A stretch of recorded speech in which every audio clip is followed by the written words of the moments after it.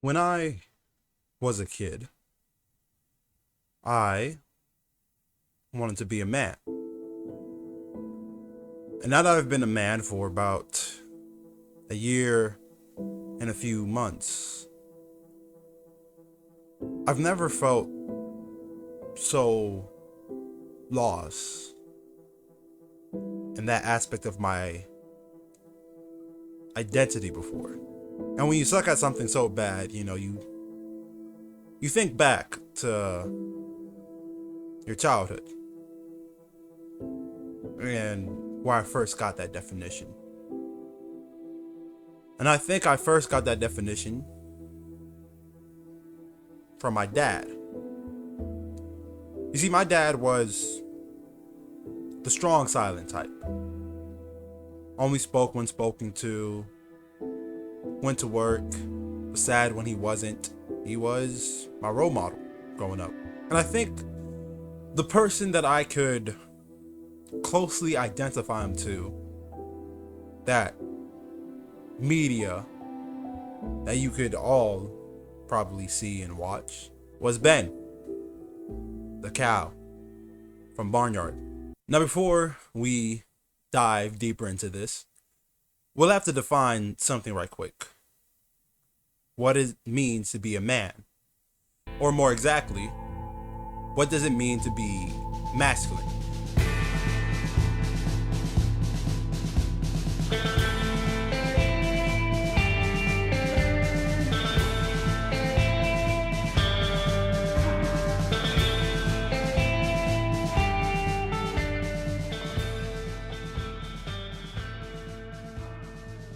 Now, masculine has had many faces in the course of history. And I think the aspect of masculinity that I want to touch on is old school masculinity and new school. Now, when we talk about old school masculinity, what do you think about? Most would probably think about old white Western men. Think Ron from Parks and Rec. There's only one thing I hate more than lying. Skim milk, which is water that's lying about being milk. And when it comes to the definition of old school masculinity, I found many definitions, but I think this defines it best. Men should not be feminine. Men should be respected for achievement and success. Men should not demonstrate weakness.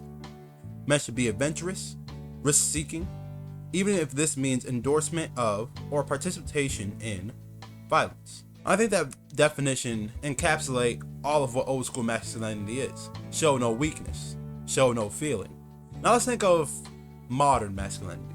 Close your eyes. Who do you think of? Personally, I think of the dad from Bluey, Greg from Steven Universe, and Jake from Adventure Time.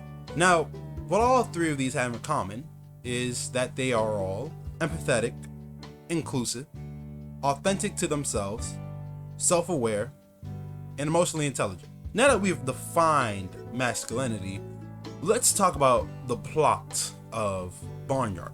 And spoiler warnings ahead. I'm only going to be talking about the beginning and the end because, to be honest, the middle part is not that great.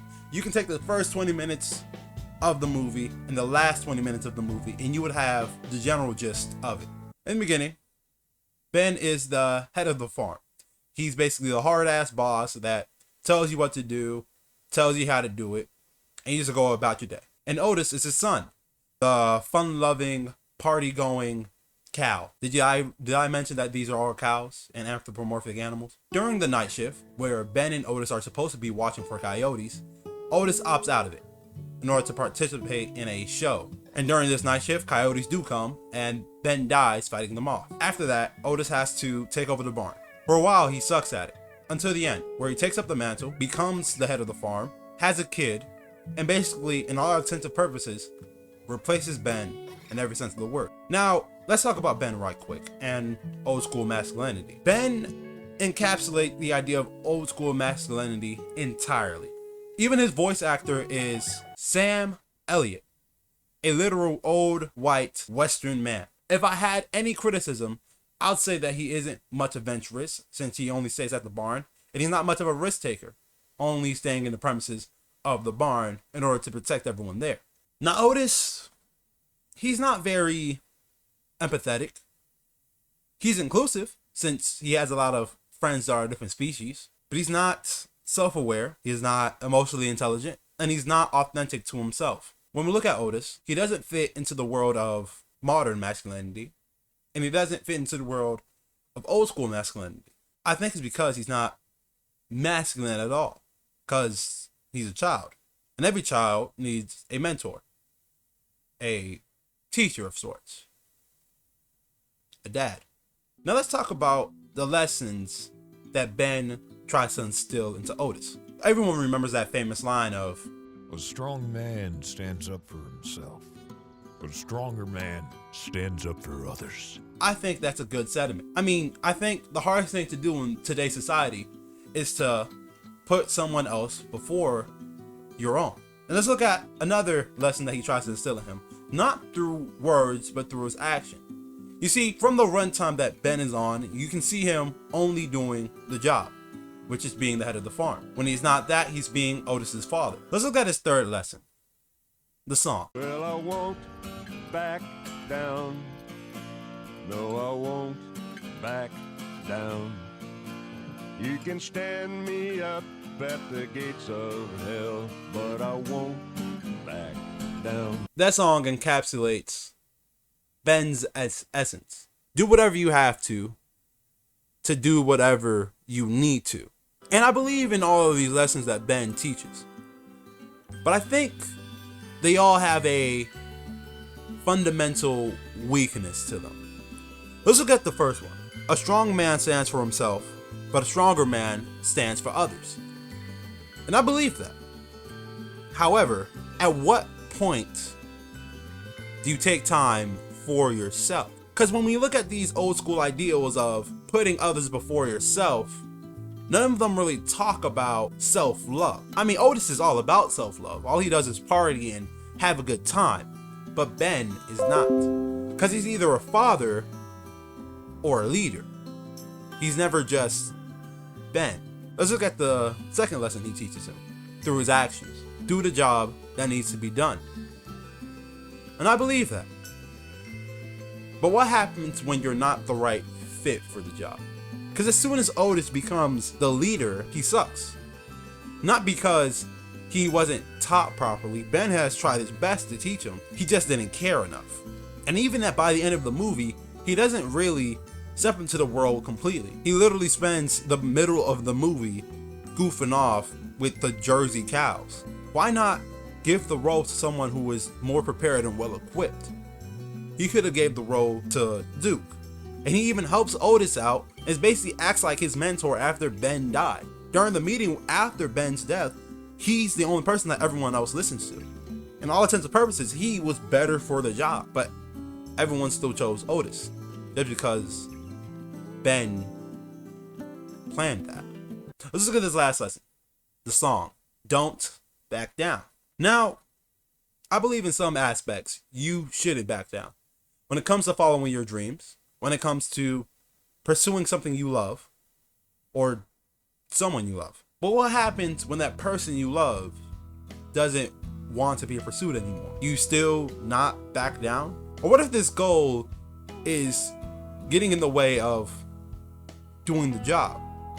Let's say I want to pursue my dreams of being a YouTuber, but I'm neglecting my job of paying my dues, my rents, my lights, my water, the food I eat. At what point does standing your ground hurt you rather than help? Ben and his old school masculinity hurts in the long run. I mean, Ben proved it himself. He dies. Not because he had to, but because he only asked Otis for help. You see, men of the old school masculinity have a thing of not asking for help. It was a big thing even when I was younger. Men don't ask for help. But because of this, he died. He could have asked the many other cows that were there to help him. There were bulls, there were horses, there were people there that could have been of some use, some help. But instead, he put all the work on himself. I mean, Otis did do something right. See, when he went to the Coyotes to avenge his father's death, he tried to do it like his father, alone. But then his friends came at the end to help him out. Do I think Barnyard is the movie for young boys to understand the qualities of old school masculinity and modern masculinity and how it should be combined rather than separated into a generational thing? No.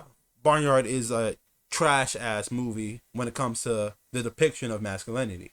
But I think there is still something that you could squeeze from there, from the cow's teat, if you will. Like I said before, one must combine some of the ideas of old school masculinity with the ideas of new school masculinity. And I think that's an idea that we can all get behind by the end of the year.